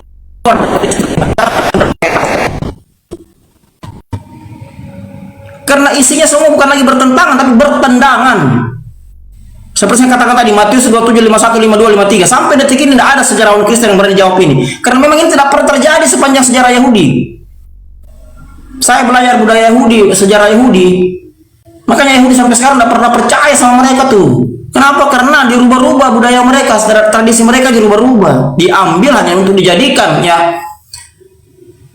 jembatan untuk mencapai tujuan tertentu, terutama untuk mengeruk keuntungan pribadi. Cuman poinnya di situ, kawan. Saya tidak cerita ini berdasarkan buku-buku karangan profesor kalian. Saya hanya meriset ulang. Berapa banyak judul buku tadi saya sebut ya. Bahkan sampai buku karangan Rapoldo itu, Babylon Mystery Religion tuh. Atau sekali kau baca sekarang sudah dijual di Shopee buku karya Dr. Paul Kopan. Catat kau ya di bawah. Buku karya Dr. Paul Kopan, judulnya Is God a Moral Monster. Pernah kau baca? Nah, coba beli di Shopee sekarang, harganya murah, sudah ada terbitan bahasa Indonesia. Beli, baca kalian supaya kalian paham. Kalau mau keluarmu lebih banyak lagi, beli kau buku karangan Profesor Elizabeth Clara Crawford yang saya sebutkan judulnya tadi, The Lost Years of Jesus, Documentary Evidence of Jesus. Tahun-tahun kehilangan Yesus dalam Bible.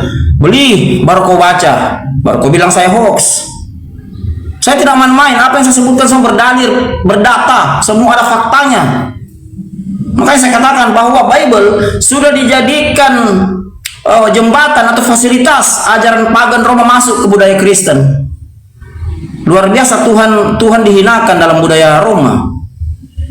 Bahkan Yesus sendiri disamakan dengan bintang timur. Bayangkan, menurut tradisi Yahudi ya, tidak ada satu entitas, satu oknum atau satu apapun itu yang bisa mengutus malaikat kecuali Yahweh.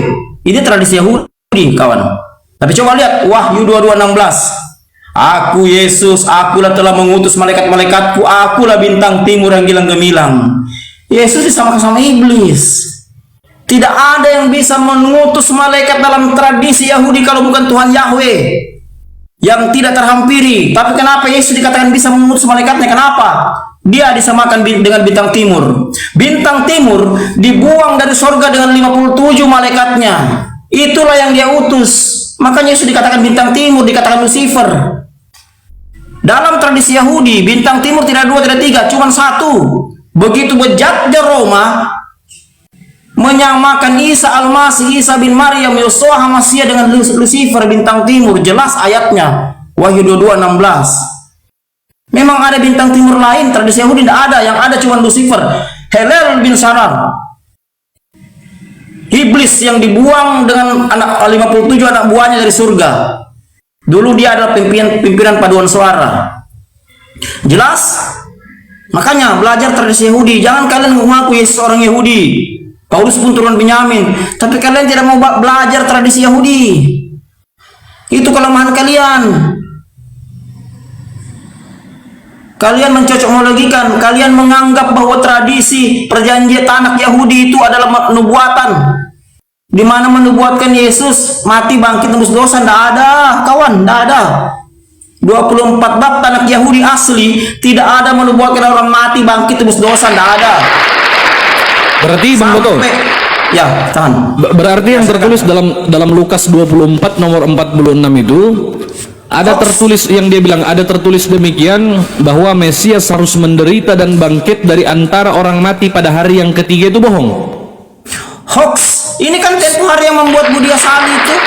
Tahun lalu kan dapat dengan saya kan di rumahnya Uni itu. Ini kan gara-gara ayat ini Budia Sali bilang saya tolol, goblok, segala macam. Karena tidak tertulis, teman-teman ya, tidak ada penggenapan. Itu kan dianggap sebagai penggenapan nubuatan. Tetapi karena tertulis demikian, dia bilang tidak ada tertulis demikian di perjanjian lama. Jadi fix, ini ayat hoax ya, selesai. Ayat hoax, saya kan bilang tadi Bang, 3.000 lebih.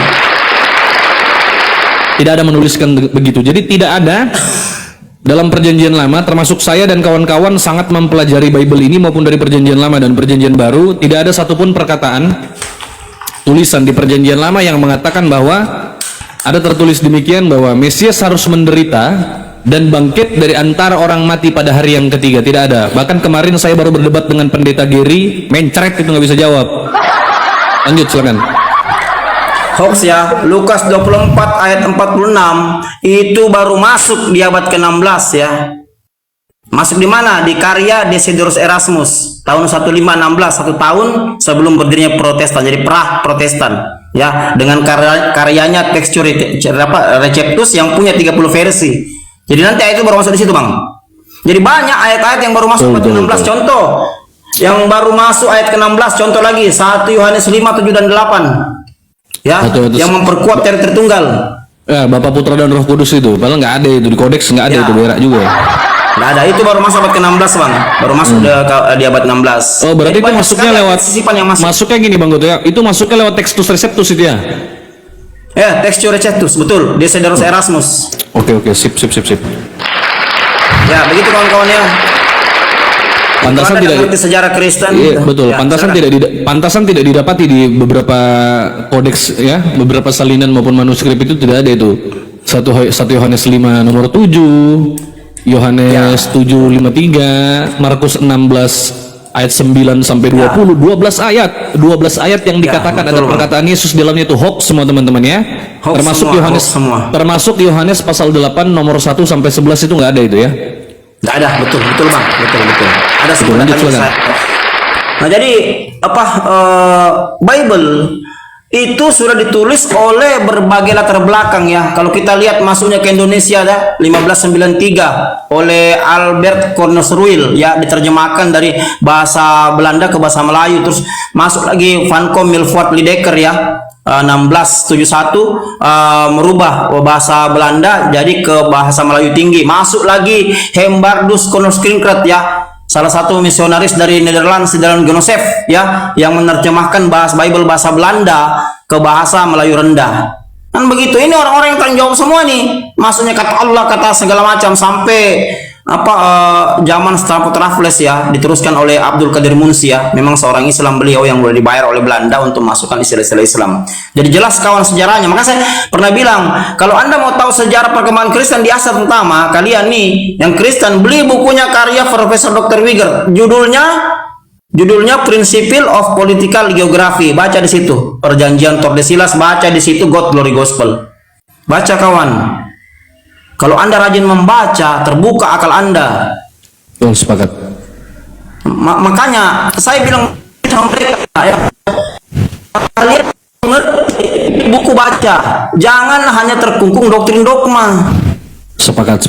Kalian tidak tahu ajaran yang kalian ajarkan itu hoax. Saya kasih contoh ya.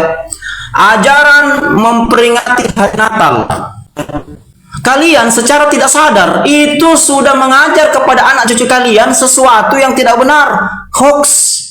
25 Desember bukanlah hari raya kelahiran Yesus Isa, bukan. Nah, kalau bukan, hoax itu berasal, etimologinya berasal dari kata hokus, mengelabui. Dengan demikian, Anda sudah mengajarkan hoax secara turun-temurun. Saya dulu waktu Kristen, saya tidak ngerayain hari Natal. Kenapa? Karena itu bukan hari raya kelahiran Isa. Melabrak sejarah. Saya sudah jelaskan ini. Kenapa melabrak sejarah? Karena ini bukan kelahiran Isa. Terus budaya ini diadopsi dari mana Bang Goto? Boleh jelaskan mungkin? Diadopsi dari mana ini? Tentang... Saya akan jelaskan ya. Silakan. Saya akan jelaskan ya sedikit hari Natal ya. Jadi hari Natal ya diambil dari kata Dies Natalis ya, hari kelahiran. Nah, Dies Natalis sendiri itu diambil pada saat konjungsi antara planet Jupiter dengan planet Saturnus. Kalau Saturnus dalam budaya Yunani itu dikatakan Saturnalia, dewa Saturnalia atau dewa pertanian ya. Jadi hari Natal pertama kali disahkan secara resmi oleh Santo Julius tahun 340 ya, pasca Delik Milano ya. Jadi Natal pertama kali dirayakan itu 336, tapi di situ belum sah ya. Nanti 340 baru disahkan itu hari Natal. Jadi Natal pertama kali dirayakan 336. Natal sendiri itu adalah budaya Dewa Mitras ya. Dewa Mitras itu dewa matahari. Kenapa bisa masuk ini? Tentu pasca Delik Milano. Pasca penandatanganan Delik Milano oleh dua kaisar ya, Licinius, Konstantin dengan Eusebius ya. Ini Eusebius sudah mau menerima budaya pagan masuk ke dalam budaya Kristen ya, pasca Delik Milano. Kan sebelumnya dilakukan genosida Bang, 10 tahun dari tahun 303 ya. Ediknya bernama Diocletianus ya, kaisar Diocletianus ya. Nah, jadi 10 tahun ini ada sisa-sisa orang Kristen yang lolos hasil genosida, yang lolos dari genosida. Nah, ini berhasil dibayar oleh Konstantin dengan mengakuinya Konstantin bahwa saya, Kaisar Konstantin, sudah bertobat karena melihat salib di langit. Kan begitu. Jadi panggillah Eusebius. Eusebius karena sudah percaya bahwa Konstantin ini sudah bertobat. Nah, karena sebelum perang dia lihat salib di langit, menghadaplah Eusebius ke Konstantin. Oleh ibunya Helena, Eusebius itu diberikan sejumlah uang dan jabatan dalam kekaisaran Roma untuk supaya Kaisar Konstantin dapat merekrut Eusebius sebagai bagian dari sekte Katolik. Itu sejarahnya begitu ya, bisa dibantah.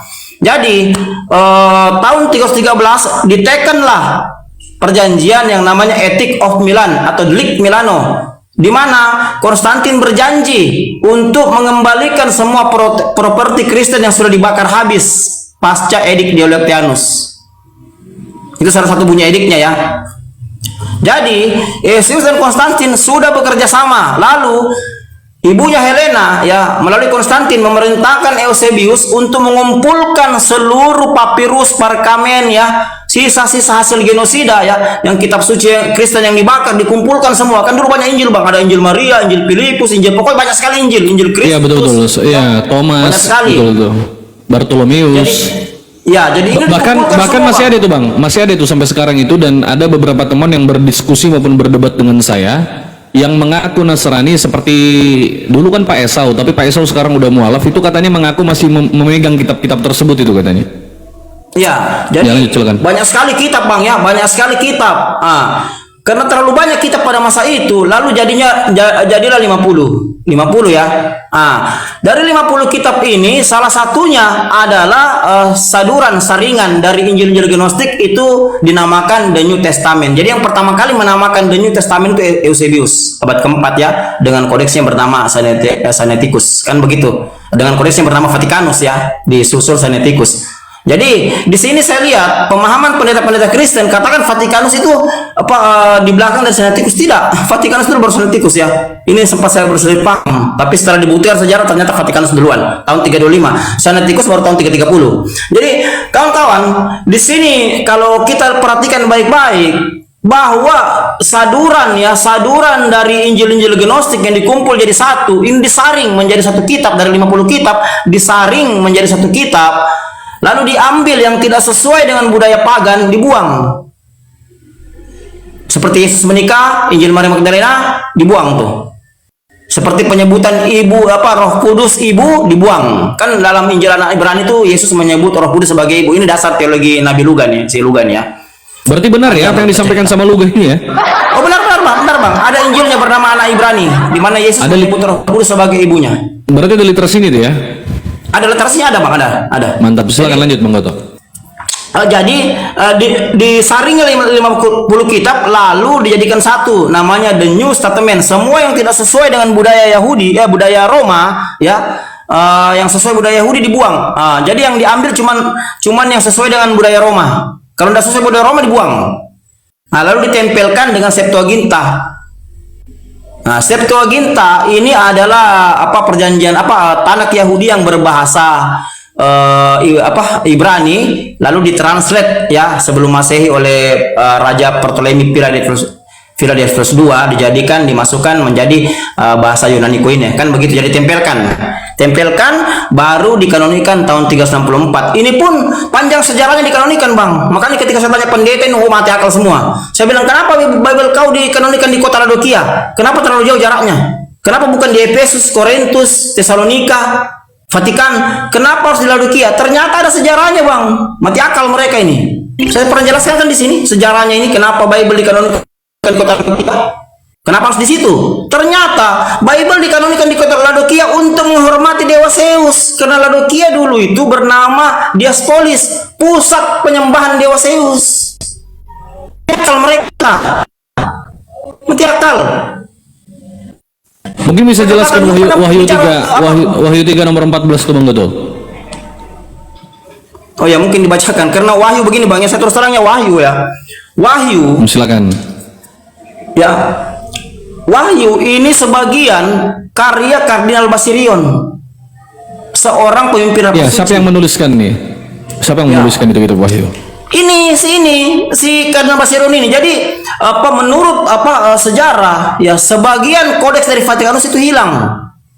Isinya dari kitab Ibrani hingga Wahyu. Jadi menurut pakar-pakar sejarah Yunani pada saat itu bisa dipastikan ya bahwa yang menulis kitab Wahyu ya itu tidak semuanya Yohanes, tapi seorang yang bernama Basirion atau seorang kardinal. Kardinal itu pemimpin rapat suci dalam tradisi Katolik. Ini yang menulis nih. Makanya ada tulisan Yesus jadi Lucifer. Ini bukan tulisan Yohanes. Sudah bisa dipastikan bukan tulisan Yohanes. Nah, seperti itu kawan-kawan. Jadi dari lembaran 1517 hingga dari lembaran 1519 hingga lembaran 1537 hilang, Bang. Hilang dalam kodeks ini. Siap. Hilang. Masuklah Kardinal Basirion. Kodeks apa? Vatikanus, Bang, Vatikanus. Jadi kodeks Vatikanus dari lembaran 1519 hingga lembaran 1536 itu hilang. Kita cek. Hilang kita cek. Ya, Iya, Ini dicek sama Bang Ardi, dicek Bang Ardi. Ya, oke. Hilang. Bang Ardi ini pakar kodeks dan pakar sejarah ini, teman-teman. Mantap nih. Ya, kan. Ya. Jadi hilang, lalu Kardinal Basirion menggantinya. Saya ulang. Kodeks 15 lembaran 1519 hingga 1537 hilang, digantikan oleh karangan Basirion. Ini bukan saya yang bilang, sejarawan Yunani, Bang. Banyak orangnya itu, ada berapa orang ya. Bahkan ditulis dalam salah satu buku ya. Saya lupa siapa nama pengarangnya ya. Saya lupa karena terlalu banyak buku saya hafal. Tuh ada ayat-ayat yang dalam kitab Wahyu, memang bukan dari Wahyu, berasal dari Yohanes, tapi memang dari orang ini nih, Basirion nih ya. Ya, silakan Bang Ardi, mungkin bisa dilanjut ya. Sedikit mungkin yang udah dapat berapa satu SKS kayak yang dari tadi saya ini. Kawan-kawan ya. Assalamualaikum warahmatullahi wabarakatuh. Waalaikumsalam warahmatullahi wabarakatuh. Lanjut, Pak. Oke, lanjut dulu teman-teman. Mungkin saya parkun dulu 1 menit. Ada yang mau saya kerjakan sebentar. 1 menit atau 2 menit. Lanjut Bang Goto atau Bang Ardi, silakan teman-teman. Dicari dulu Bang ya. Moderator dipantau ya, Cak. Pantau Komal, Cak, sama Ustaz Pintah, minta tolong ya. Siap. Jadi dari lembaran 1517-19 hingga 1537 itu isinya dari Ibrani hingga ke kitab Wahyu. Jadi makanya sejarawan-sejarawan pada saat itu katakan bahwa ini sudah tidak murni lagi tulisan Yohanes. Karena sudah ada sosok yang bernama Kardinal Basirion, itu istilahnya memasukkan naskahnya ya, karena hilang ini naskah di kodeksnya, dimasukkan oleh Kardinal Basirion. Kan begitu ceritanya. Nah, jadi setelah dimasukkan naskah-naskah ini, ya, naskah-naskah ini mereka mengkanonikan ulang. Coba lihat tuh, Bible berapa kali kanonikan? Oke, sebentar Bang Guto. Kita cek ya Bang Guto ya. Ya, silakan Bang. Silakan dicek ya. Oke. Silakan.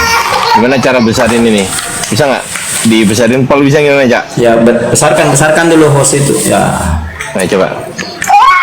Ini teman-teman, kita buktikan kebenaran perkataan Bang Guto. Tapi sebenarnya kedengeran mah. Mama, ini tutup aja pintunya. Aduh, aku nangis. Ini teman-teman, Kodeks Vatikanus yang harusnya ditulis menggunakan majeskel, betul ya Bang Guto ya? Betul. Menggunakan majeskel. Bang Guto tadi mengatakan dari mulai 1519 sampai 1536 kan. Ya. Itu perkataan yang betul, saudara. Itu perkataan yang betul sekali lagi. Nih, tak buktikan. Ini majeskel nih. Halaman berapa ini? 15 18. Ya. 15 18 nih. Ini majeskel. Majeskel itu huruf besar semua. Paham nggak, teman-teman? Iya. Majeskel itu huruf besar semua. Tadi kan Bang Guto mengatakan 1519. Kita klik yang 1519, teman-teman ya. Kita klik nih. Menjadi apa ini? Menjadi minus minuskel. Satu dua. Iya. Lanjut Bang dah. Iya, yang 1519, yang 1518 masih majeskel. Yang 1519 sudah minuskel. Tuh 1519. Langsung minuskel sampai 1536. Kita cek 1536.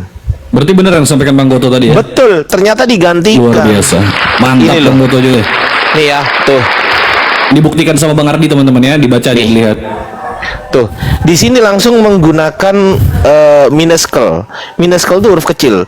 Tidak ada ceritanya Codex Vaticanus pada abad keempat, ya, pada abad keempat, full ya, murni abad keempat itu menggunakan minuskel, nggak ada. Berakhir sudah diskusi dan debat para apologet Islam yang telah memberikan kita ilmu dan pengetahuan tentang ajaran Islam dan ajaran Kristen. Semoga ilmu yang kita dapat dari diskusi dan debat ini dapat membentengi kita dari permutatan yang mana pada saat sekarang banyaknya misionaris-misionaris mencari muslim yang awam untuk dimurtadkan. Saya akhiri video ini. Terima kasih kepada saudara-saudari muslim semua yang telah mengikuti diskusi ini sampai habis. Sampai ketemu lagi dan nantikan video-video diskusi dan debat apologet Islam selanjutnya. Assalamualaikum warahmatullahi wabarakatuh.